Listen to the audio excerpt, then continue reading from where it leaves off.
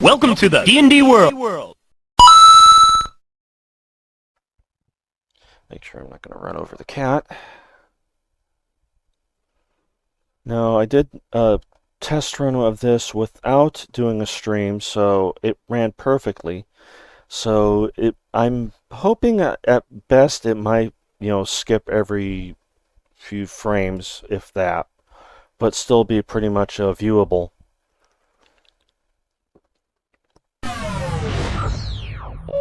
Owie, that was loud.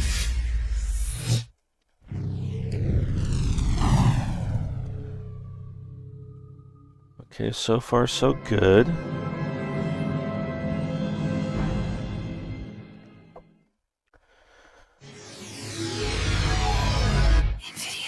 Wow, I haven't seen that in a long time.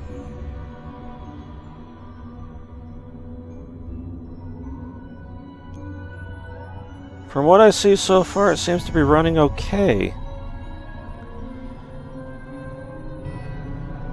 So we're probably going to have an opening cinematic here.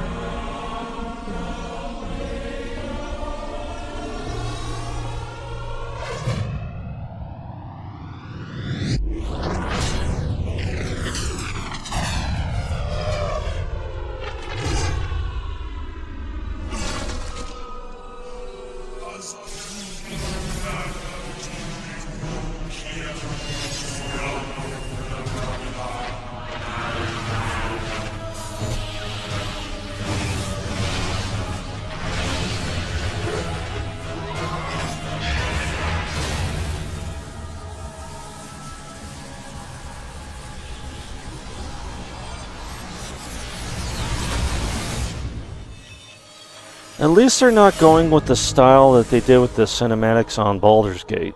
They're actually going with some rather cool-looking imagery there. Instead, what was it? The moving pictures one. I guess you want to call it. This one they actually do. Let me see here. Do we? Can we do a? Okay, load game back. Has me as Leper Wolf already, so. Face. And gameplay. Yeah, graphics. Let's see here. Okay, how about.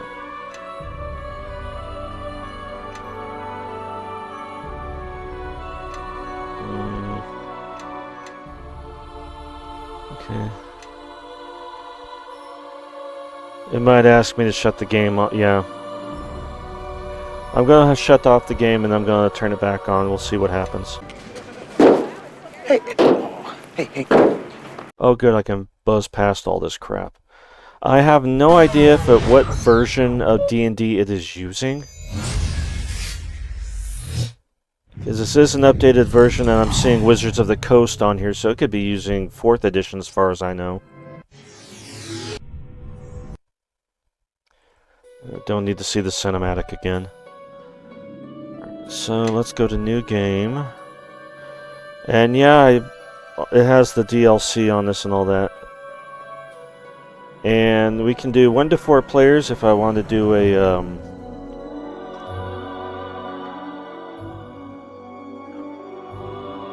You know what?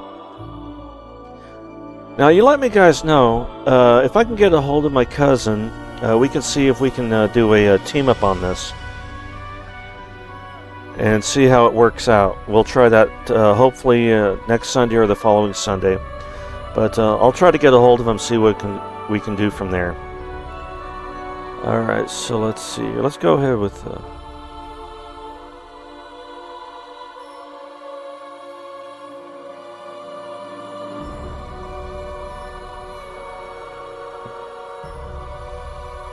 Okay, so the first 2 I can do as excuse me.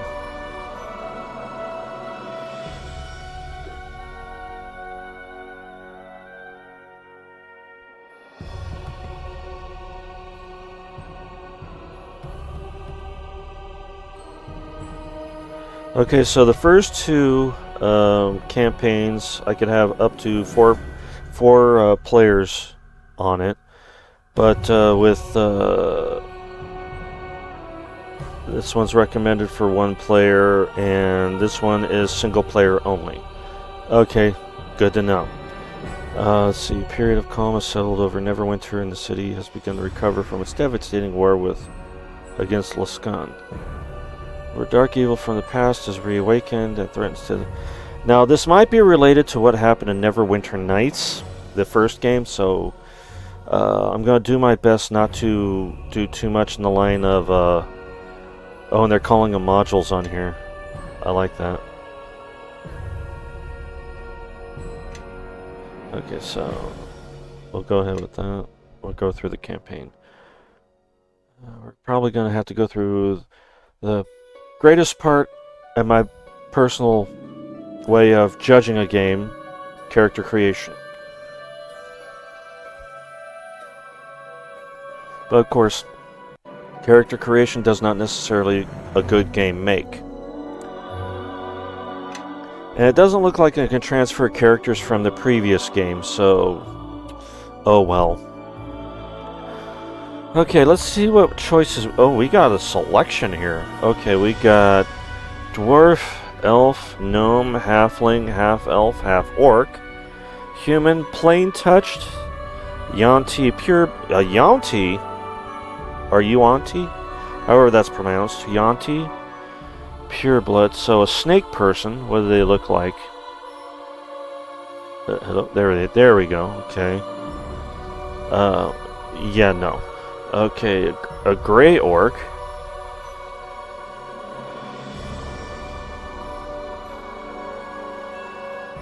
Well, let's go ahead and go through these. Okay, so dwarf. We already know what a dwarf is. Same with elf, gnome, halfling, half-elf, and half-orc. What's a plain touch? Plain touch is a general word to describe someone who can trace his or her bloodline back to an outsider. Excuse me. This heritage may be celestial, fiendish, or elemental. The effects of having a supernatural being in one's heritage last for many generations, although not as dramatically altered as a half-celestial or a half-fiend. Plain touch still retains some special qualities. The most common variety of a plain touch are genasi, Aasimar, and tieflings. The genasi have an elemental heritage influenced by air, earth, fire, and water. Aasimar are humans with some trace of celestial blood in their veins. And the tieflings have some fiendishness in their family tree. Ooh, so they pretty much lumped them all into one package there for the genasi, Aasimar, and tieflings. Let's go ahead and take a look into that real quick. So this plate. Okay, so now we get to choose subrace. So let's see here. Aasimar, carrying the blood of Celestial and Aasimar, typically fights against evil in the world. Some have a minor physical trait suggesting their heritage, such as silver hair, golden eyes, or unnaturally intense stare.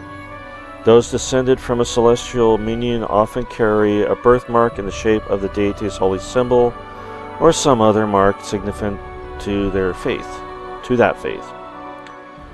Racial traits, ability adjustments, +2 to wisdom, 2 to charisma. Aasimar can see in the dark up to 60 feet. Are resistant to acid, cold, and electricity, resistant of 5. Spell-like abilities. 1 day light as sorcerer of equal level. Keen senses, +2 racial bonus to listen and spot checks. Favorite class, a paladin. A multi-class Aasimar's paladin class does not count when determining whether she takes an experience point penalty for multi-classing. Level adjustment, +1. Aasimar are slightly more powerful and gain levels more slowly than other races. It'll take more experience for an Aasimar to reach level 2 than it would be normal races, for example. Tiefling.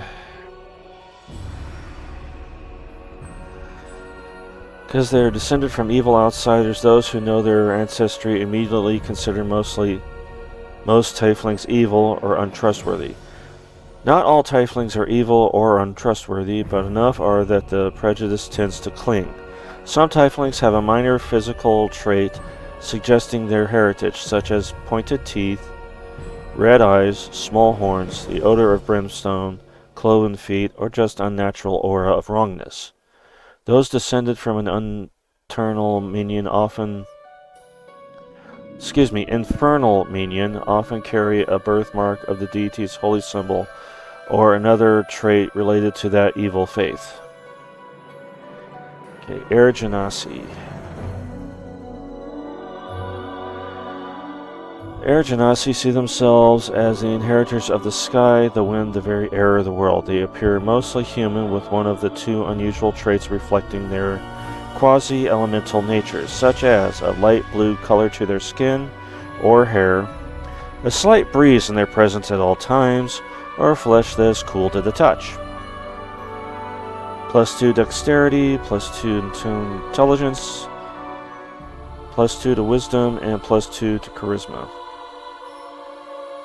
Give me just a second, I think I hear my... Good! I can use every ounce of your rage!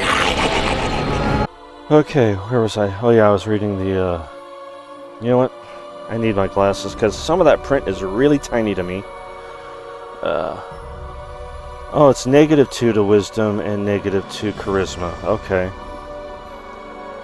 I better go look at the other ones just to be sure. Okay, yeah, pluses. Okay, +2 intelligence. -2 to charisma. Okay. Dark vision. Air Genasi can see the dark up to 60 feet.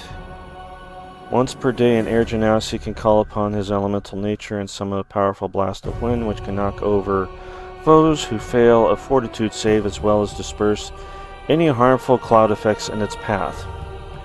Air resistance. Air Genasi have electricity resistance 5.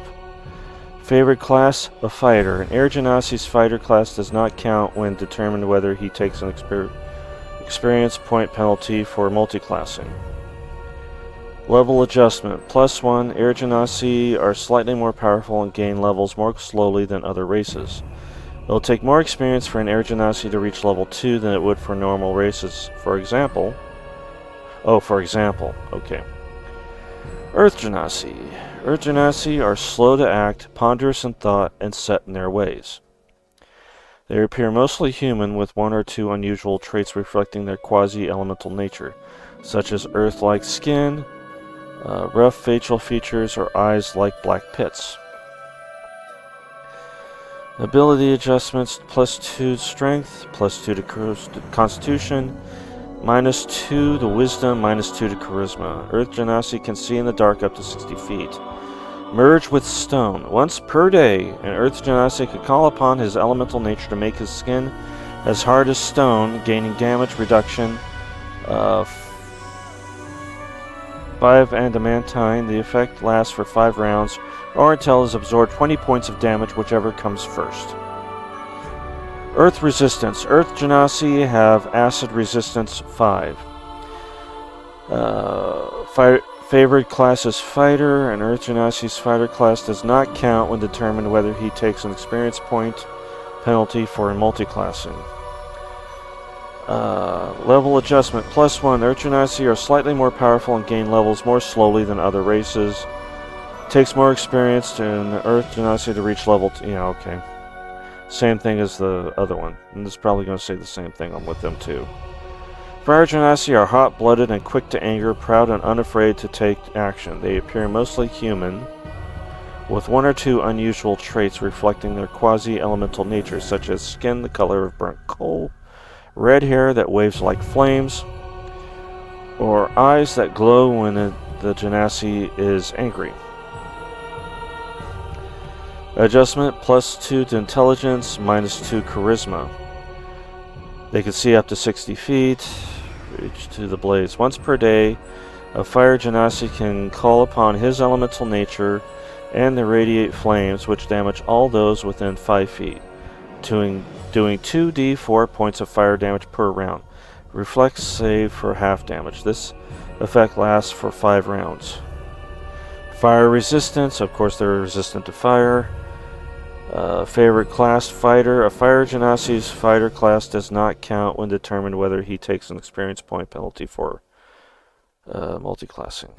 And +1, so he's a little bit slower, like than normal races. And finally, a water genasi. Water genasi are patient and slow to change, preferring to wear away opposition slowly, but are capable of great violence in extreme situation. They appear mostly human with 1 or 2 unusual traits, reflecting their quasi-elemental nature, such as lightly scaled skin, clammy flesh, blue-green skin, or hair that waves as if underwater. Ability adjustments, +2 Constitution, -2 to Charisma. They all have a -2 to Charisma for some reason. Okay, Dark Vision. Water genasi can see in the dark, 60 feet. Once per day, the Water genasi can call upon his elemental nature to summon a dense fog that grants all creatures within the fog concealment. 20% mischance. This effect lasts 5 rounds. They're water resistant and they prefer a fighter class. And, experience point penalty, blah, blah, blah. +1 to all their things, so they take a while to get to level 2. You know what, let's go with an Aasimar. Okay. Let's make him a little tall. Let's add a little muscle to him. Can we zoom in? Okay, we can zoom in, good. Let's take a look at the heads.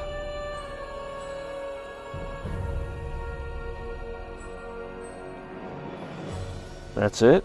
Okay, one.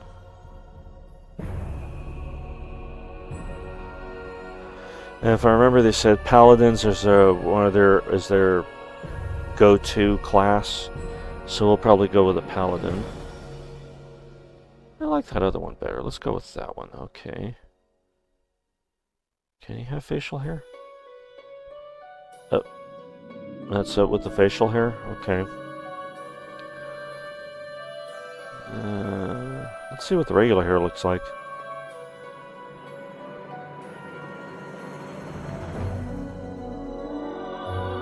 Let's do it without the beard. Okay.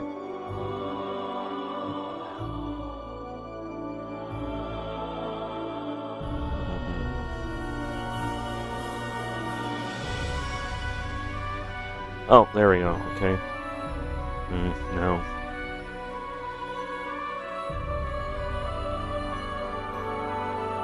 A mohawk, really? Okay, no.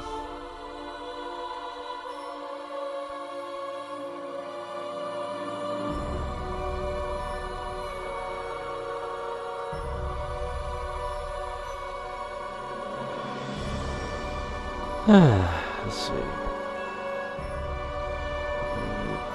I think I'll go with that one. And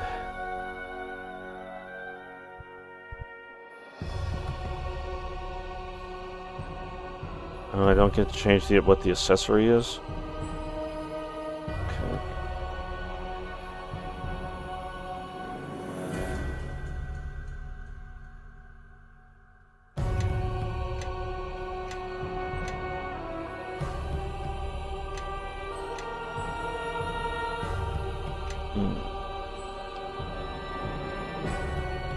Okay. Eye color.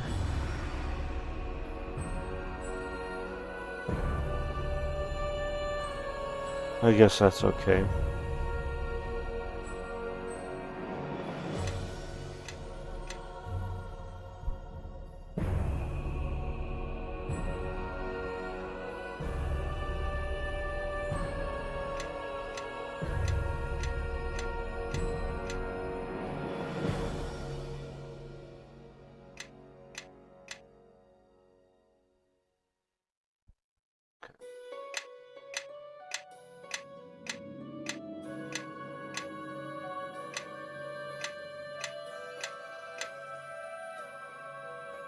I guess that works.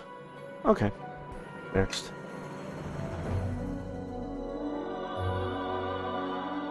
Okay, what kind of classes do we have? Well, I know which one I'm going for, but I just wanted to see what the other ones are. Oh, we got upgraded but ones, so we'll look at those too. But for him, we're definitely going to be a paladin. What happened? Oh. Oh, we get to see what they look like in their armor. Okay. Okay, so we got barbarian, bard, cleric, druid. What's a favored soul? Okay, it's a type of cleric that is able to channel divine power with surprising ease. She is able to perform the same task as her fellow divine spellcasters, but with virtually no study. So basically, they're like the warlocks of clerics. Or is it sorcerers I'm thinking of? Okay, then you got fighter, monk. Okay, we're sticking with paladin. Ranger, rogue, sorcerer, spirit shaman. Master of the spirit world. The spirit shaman follows a different divine tradition than the cleric or the druid. Her world is filled with powerful living spirits, some helpful, some malign. By bargaining with these spirits, the spirit shaman gains power over the natural world and mighty divine magic. Okay, so basically it's a druid. A more refined druid. A swashbuckler. Concept of daring and panache, favoring agility and wit over brute force. This swashbuckler excels both in combat situations and social interaction, making her a versatile character indeed. We got warlock and wizard. We got these ones that are prestige classes. Okay, these are upgrade classes, so I have to earn my way to these points. So we got, and I'm not going to really get into them at the moment, but we got Arcane Archer, Arcane Scholar of Candlekeep, Arcane Trickster. Well, I want to see the costumes, so let's just see the costumes. What's the Arcane Trickster look like?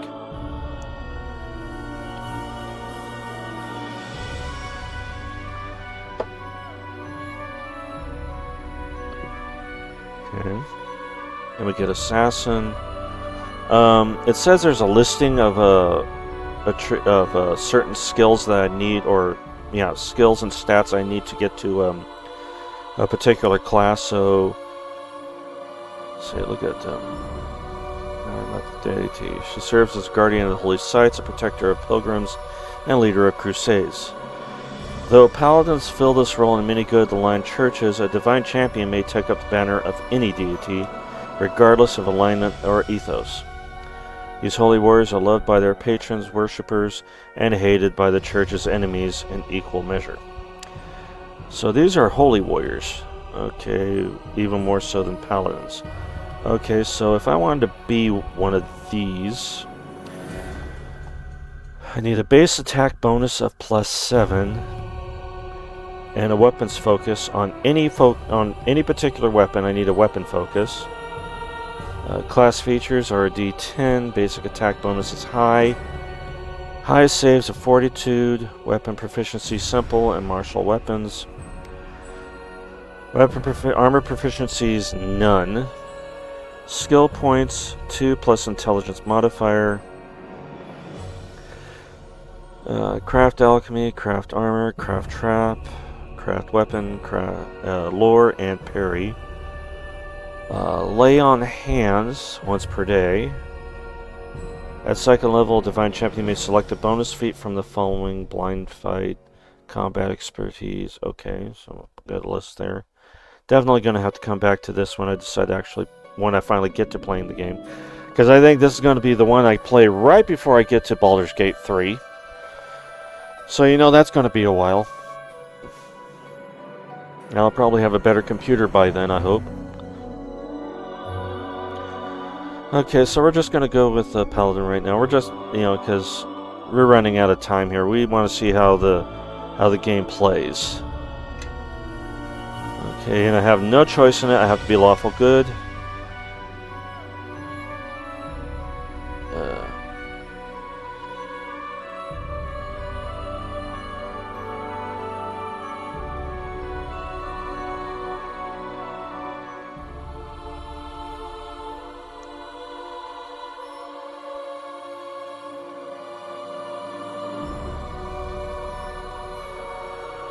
Okay, Torm. Aliases the true deity, the loyal fury. Alignment lawful good, portfolio duty, loyalty, obedience, paladins. Favored weapon is a greatsword. Okay, there we go. That is our baby right there. Or actually, that is our god right there. Abilities, let's see here. Wow, a lot of negatives. Let's see what they recommend. Okay, +2 to strength. Dexterity is 0. Constitution, let's see. Doesn't change after that. +3 to wisdom. +3 to charisma. Okay. Okay, now we got background. Oh, we got some backgrounds here. Okay. We got bully, devout. Well, definitely not going to be a bully. Let's see. You have always had strong faith to everyone around you. Your beliefs give you great mental strength, but you can be stubborn, hot-headed in conversations. +10 to wisdom, +1 to will save, +1 to concentration, negative to diplomacy, and negative to bluff. Ladies, man. That'd probably be for a bard. Let's see what a farmer is, but we're going to go through all of them, I guess. Growing up in a farm taught you the ways of the land, and watching over fields gave you keen eyes. Long work days didn't leave much time for fancy learning. +1 to survival, +1 to stop, -2 to lore. Ladies, man, more than just an attractive face, you knew how to listen and talk in a way that many found very appealing. Unfortunately, you're so soft around the edges that no one takes you seriously when you try to act tough. +12 to charisma. 12 plus to charisma, I should say. +1 to listen, +1 to diplomacy, -2 to intimidate. Militia. Strict training in the militia gave you excellent discipline. Your spirit was broken as you were forced to rise, march, and fight at the command of superiors. Base attack bonus of +1, effects +2 berry, +1 craft armor, +1 craft weapon, -1 to will save. Natural leader. +10 or 10 plus charisma, effects +1 to companions, attack rolls. 1 your saving throws. -1 to your saving throws.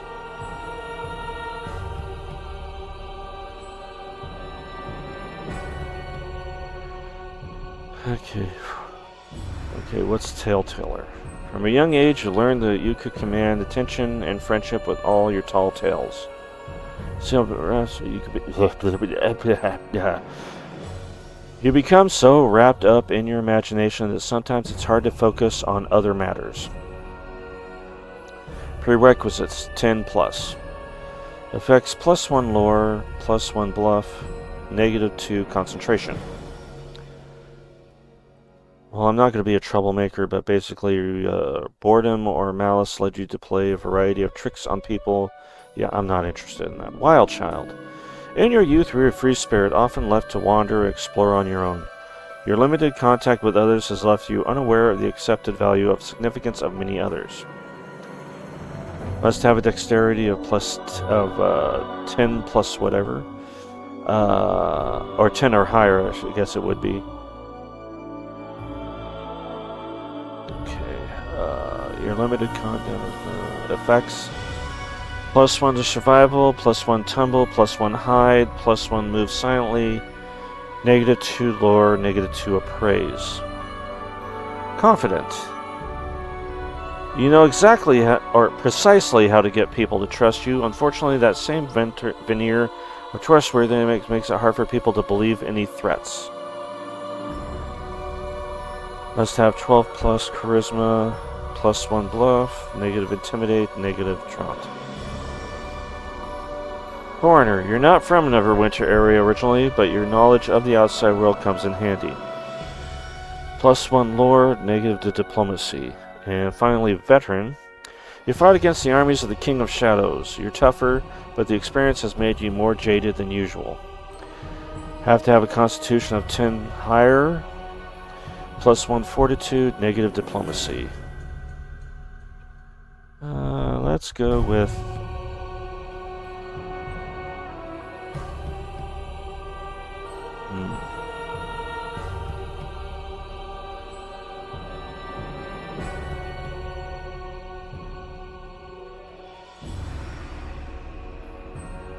Let's go with natural leader.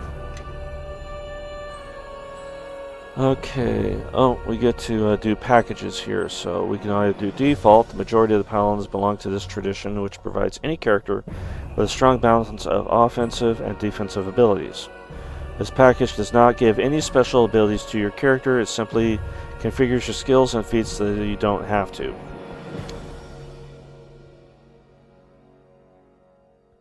A paladin errant is a noble warrior who uses a longsword and shield in combat. Undead hunter.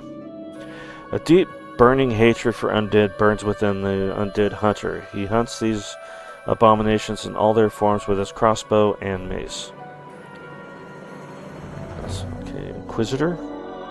Knows how to make people talk, and when words fail him, his sword is quick to finish any task. Divine Champion. Dedicated to her life to her god, this paladin package will lead to the path of the righteous Divine Champion. Not giving you a champion. Well, I do want to become a Divine Champion, so we'll take that one.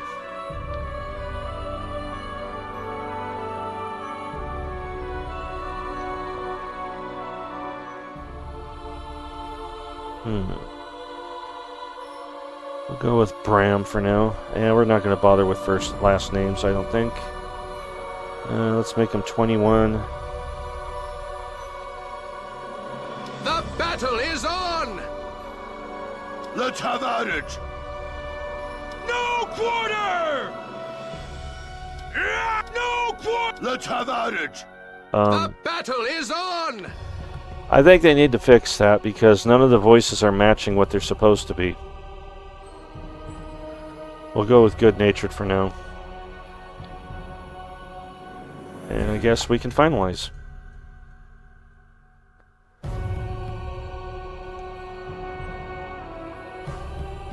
Now, we get to see how the game actually plays. Is it going to be a jittering mess? Is it going to be kind of spotty here and there? Will it actually be playable as a stream? Only one way to find out. So many years ago today.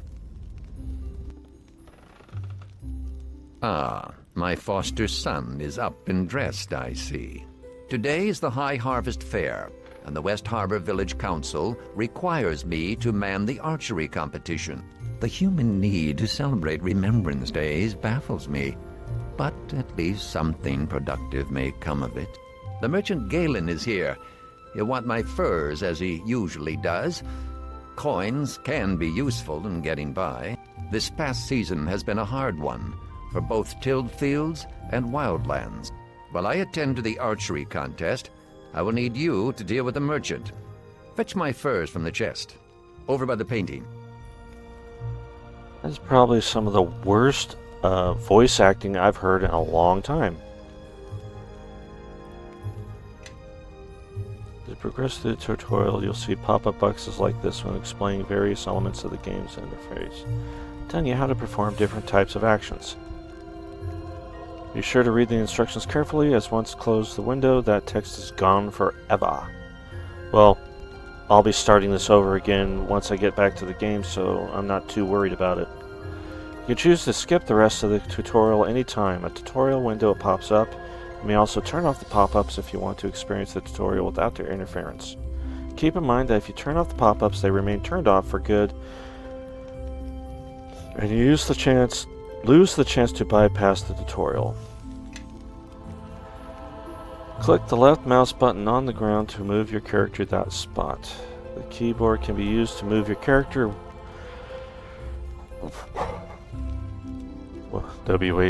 WSAD, Q step left, E right. Walk over the chest. It is situated against the wall. Underneath the painting, press and hold Z to highlight all interactive objects if having trouble finding it. If you're still having trouble finding the chest, you can move the camera to better observe your surroundings.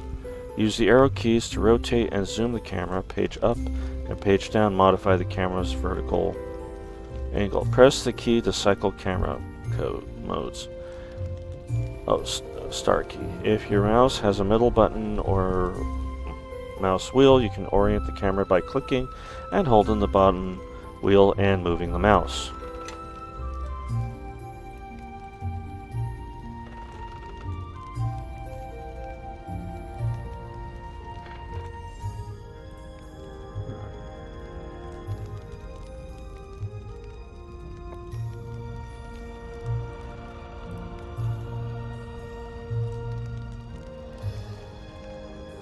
The furs are in the chest, by the painting.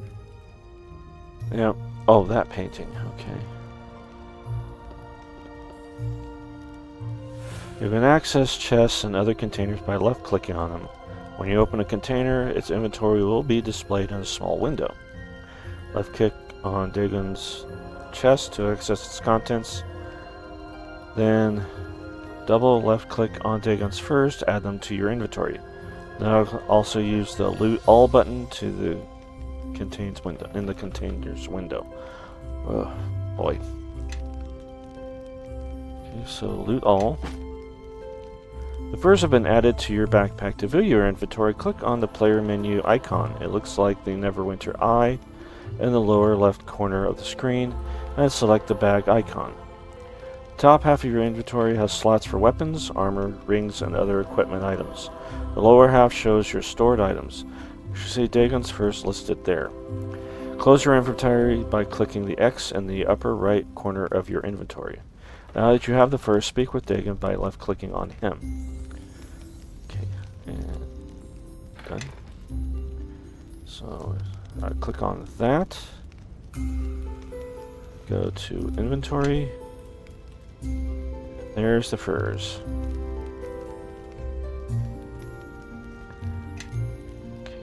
Click on him. Good. I see you have the furs. Galen has probably set up his tent on the village green. He'll be enjoying the fair with the rest of the townsfolk. Last season, I asked him to bring a duskwood bow to trade. Sell him the furs and use the coins it gives you to purchase the bow. Your friends await you at the bridge. I suppose you're anxious to see the fair. But don't forget to trade with Galen. You know, I just played Chrono Trigger, and it started with a fair. Interesting that the second game I played this evening almost has the same start. I'm starting at a fair, or going to a fair, I should say. Dagon has just given you a quest. Click the player menu icon in the lower left corner and select your journal. Click on the names of the quests to show or hide their details. Your journal is always available to remind you of your current quest state and to point you towards the next objective. Close your journal by clicking the X on the upper left corner of the journal. Left-click on the door to the east to open it. Then left-click again on the open door to exit Dagon's house. Okay, so I go here, and I go to journal. Okay, the fur trap, or fur trade, okay. Your foster father, Dagon, has asked you to sell his furs to Galen the merchant. He also wants you to purchase a duskwood bow for him. Galen can be found at the center of town enjoying the Harvest Fair festival. High Harvest Fair. Today is the High Harvest Fair in the village of West Harbor. Your friends are waiting for you at the bridge and are probably eager to attend the fair.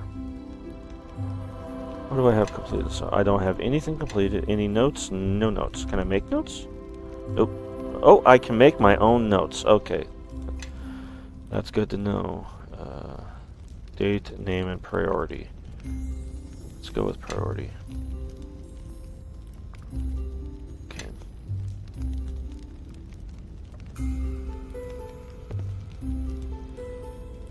Okay, where do you say the door was? There's the door.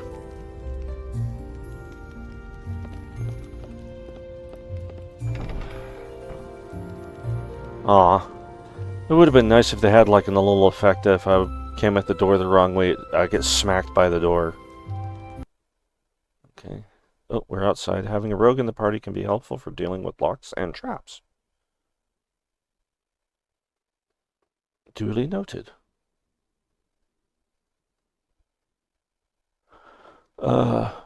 Like I said, this game just came out, or was just released today, I believe, on the 5th, yeah, on the 15th.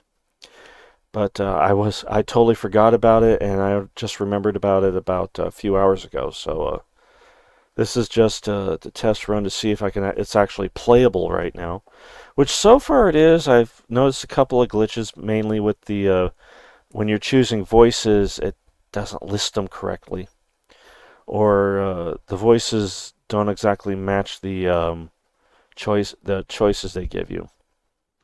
Because I think there was one or two of them where if I went back to the other one, it still played the one I was just at.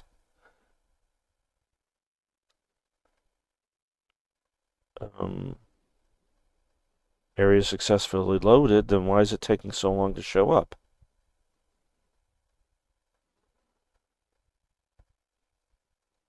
Did it freeze up? Oh, no, it's still going. Okay.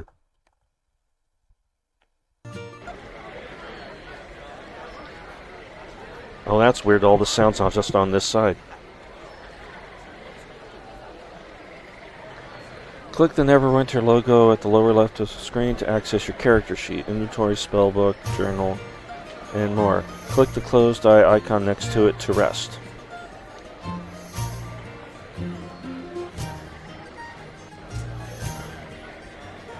Create targets. I'll have to write all this stuff down next another time.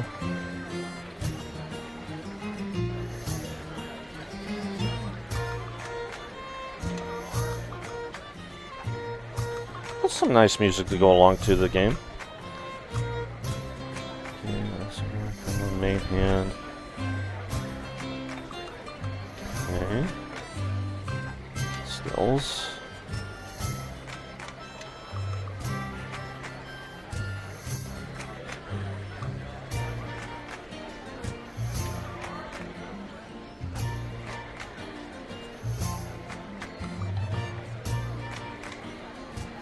Heck is puppet mode? I have no idea what puppet mode means, but okay.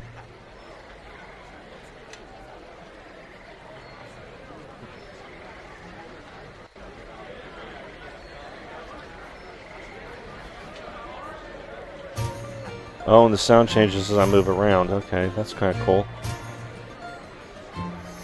Yeah, when I was switching around, the sound was moving around from one side of my ears to the other. Or one side of my head to the other, I should say.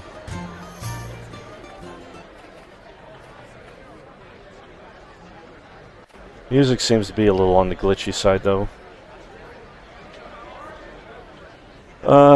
So far it looks like it is playable. A little jumpy here and there, that's fine.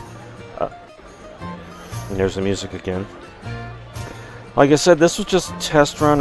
I'm probably not going to play this game for a while unless I can get a hold of my cousin and we can probably do like a team up or something. I probably prefer playing this with a little bit better of a computer. So when I get the chance, I'm going to see about getting a better computer. In the meantime, thank you everybody for watching. This is Dave on CRPG Dungeons & Dragons Night.